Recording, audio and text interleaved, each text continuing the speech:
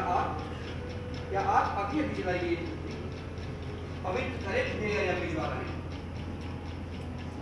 तेरा श्रृंगार हो गया सखी। सुनो सुनो वन देवताओं को प्रवास देने वाले वृक्षों, तुम्हें सींचे बिना जिसने कभी पानी तक नहीं दिया, प्रसाधन में रुचि रखते हुए भी जिसने तुम्हारा पत्ता तक नहीं दिया, तुम्हें फूल आने पर जो सबसे पहले चहक थी वही शकुंतला आज अपने पति के घर जा रही है। इसे अनुमति, सबके सब अनुमति दो। बेटी, वन देवताओं पर तुझ पर बांधवों जैसे ही स्नेह, अब उन्होंने तुझे जाने की अनुमति दे दी है बेटी। इन्हें प्रणाम कर।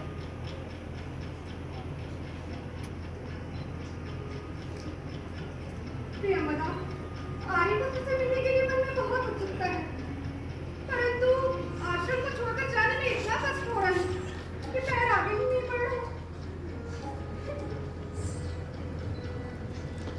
केवल तुझे यहाँ से जाने का दुख नहीं है सखी, तू यहाँ नहीं रहेगी। इससे देख आश्रम की क्या अवस्था हो गई।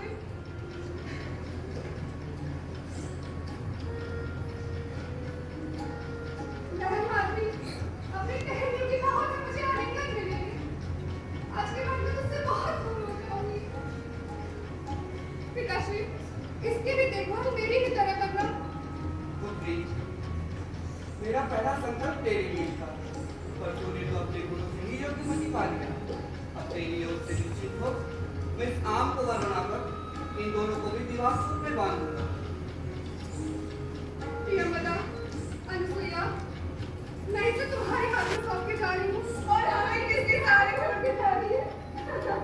अनुसुईया, प्रियंवदा, देखो ऐसे रो नहीं, तुम्हें तो बल्कि शकुंतला को धीरे बताना चाहिए। रो नहीं पुत्री। भगवान, सुना है बनभुजन पानी की सीमा तक से को छोड़ने आते हैं।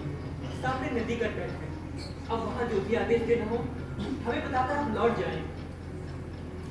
तो सुनो, शकुंतला को आगे करके राजन से मेरी ओर से कहना, हम लोगों का धन केवल तपस्या और साथ ही साथ अपने कुल की मर्यादा का, तथा इसका भी ध्यान रहे कि उन्होंने बिना इसके बंधुओं से अनुमति लिए स्वयं ही से अपने स्नेह पास से बांधा है, तो वहाँ उसे उसी तरह रखे जैसे वह अपनी अन्य पत्नियों को रखते हैं। संदेश मैंने ग्रहण किया।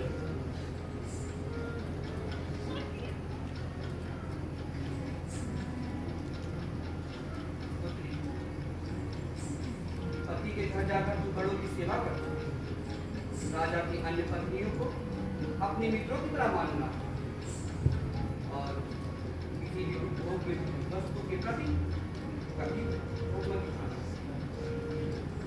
इन गुणों से एक युक्ति के लिए कहलाने की अधिकारिणी बनती है, जिसके अंदर या गुण न हो वह गृहिणी नहीं, घर की एक व्याधि है। बस एक वधू के लिए यही उपदेश होता है, इसे सदैव याद रखना बेटी, कभी भूलना नहीं। पिताश्री, ये दोनों भी यहीं से लौट जाएंगी? पुत्री, तेरे बाद इनका भी कन्यादान करना है, इनका वहाँ तेरे साथ जाना उचित नहीं, तेरे साथ तो वह अपनी जाए। मलय पर्वत से उभरी चंदन लता की तरह पिता की गोद से छूटकर आप जीरोगे कैसे?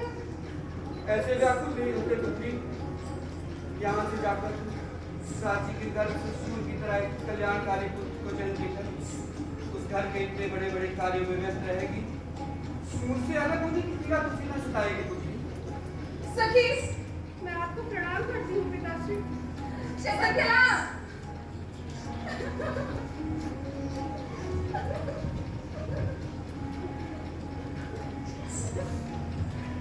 देख, यदि महाराजा से तुझे तुरंत जाना चाहे तो उसे ये अंगूठी दिखा देना। तुम लोगों के इस बात से तो मेरा हृदय कांप गया। डर नहीं, डरने के कारण कि तेरे मन में ये सारी व्यथा नहीं सकी। भगवान, सूर्य सिर पर आ गया है, अब शीघ्र अनुमति दे। बेटी, तेरे जाने का समय बीता जा रहा है, पर यह तो न जाने कब तक तुम लोगों को यहाँ रोकी रहेगी, इसलिए आप ही लौट चले। चलो पुत्री। हाँ